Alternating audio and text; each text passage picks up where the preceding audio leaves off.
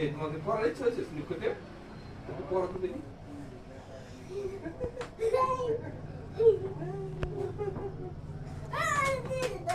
এই এখন বই পড়তে হবে।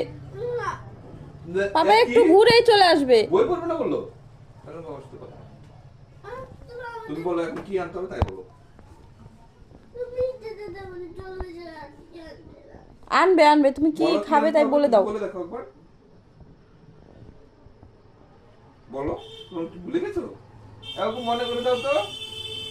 তুমি আজকে সারাদিনে কত কিছু খেয়েছো তাই বলো আগে। তারপরটা উপরে দিকে তাকাইনি না, অনেকগুলো চিপস খাওয়া হয়ে গেছে আজকে। হ্যাঁ কত চিপস কাকে পারো?